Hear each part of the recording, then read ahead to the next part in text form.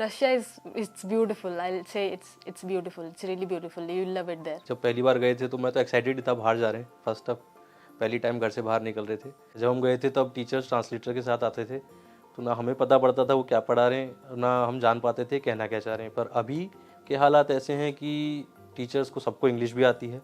Even उन्होंने other cities से, other university से टीचर्स बुलाए जिनको इंग्लिश आती है। हालात बहुत अच्छे हैं और बेहतर होते जा रहे हैं। जैसे यहाँ अपने इंडिया में अपन गर्मी में रहते हैं या वहाँ पे बहुत ज़्यादा ठंड पड़ती है, उस हिसाब से सरवाइव करना मतलब हमारे लिए तो इतना टफ ही था एक तरीके से, लेकिन धीरे धीरे सारी चीज़ें ठीक होती गई। It's only been few months and I'm already missing Russia.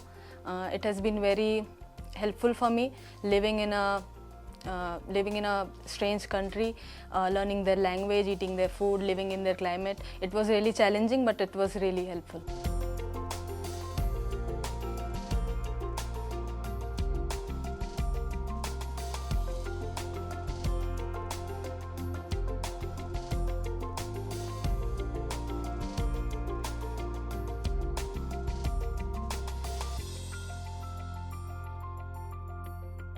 Hello everyone, my name is Swarnima Chauhan. I am from Jabalpur and I have graduated from Mari State University. मेरा नाम शुभम चौहान, मैं बुलंदशहर का रहने वाला हूँ और मैंने मेरी कंप्लीट की है मारी स्टेट यूनिवर्सिटी से MBBS. Hello everyone, my name is Dr. Shashank Bhardwaj. I am from Rajasthan and I have done my undergraduation from Mari State University, Russia. My journey in Russia was very beautiful. शुरुआत में थोड़ी परेशानियाँ भी आई थी, लेकिन उसके बाद धीरे धीरे समय के साथ सारी चीज़ें बदलती गईं। जब वहाँ पहुँचे भी तो भी एक ही चीज़ का था कि वहाँ ठंड ज़्यादा होती है, रशिया है, लेकिन वो भी कोप अप था। वहाँ पे काफ़ी चीज़ें, इंटरनल एनवायरनमेंट हॉस्टल्स का भी, इवन बिल्डिंग्स का भी ठीक रहता है। यूनिवर्सिटी में काफ़ी फ्रेंडली एनवायरनमेंट है। Most of the friends you have are Indians and also you get to talk to other countries, students like Egypt and so on.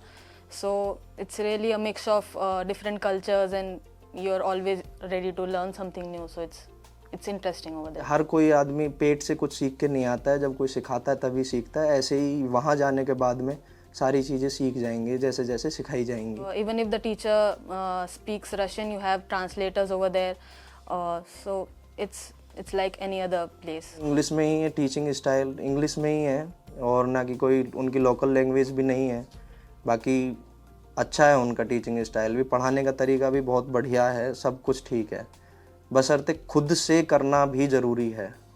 खुद से नहीं करोगे तो कोई कितना भी पढ़ाने वाला हो नहीं पढ़ पाओगे। अगर आप वहाँ हैं तो आप बने रहिए और मेहनत करते रहिए, क्योंकि सफ़र छोटा है नहीं है, ये 6 साल का सफ़र है। वहाँ पे भी अपने घर से दूर है और MBBS जो सफ़र है आपका डॉक्टर बनने का है, तो डॉक्टर बनने के लिए आपको एक ही चीज़ चाहिए, थोड़ा सा पेशेंस और कंसिस्टेंसी। आप लगे रहिए, ज़रूर होगा क्लियर। आपको हर चीज़ होगी, हर चीज़ पॉसिबल है करना। For first year, you can get comfortable with the environment, with your college, with your classrooms and teachers.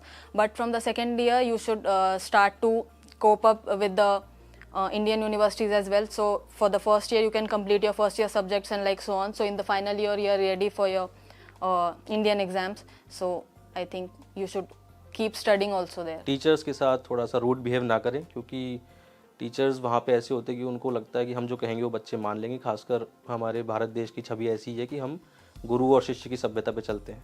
तो एटलीस्ट जो आपको कह रहे हैं वो गलत नहीं कह रहे हैं, आप सुने उनकी बात और अपनी तैयारी भी करते रहें, क्योंकि आपको यहाँ पे आके भी एग्ज़ाम देना है एक, जो वहाँ से ज़्यादा इंपॉर्टेंट है आपके लिए। वहाँ का सफ़र तो आपको पूरा करना ही है और उसके साथ के लिए आपके वहाँ पे टीचर्स हैं।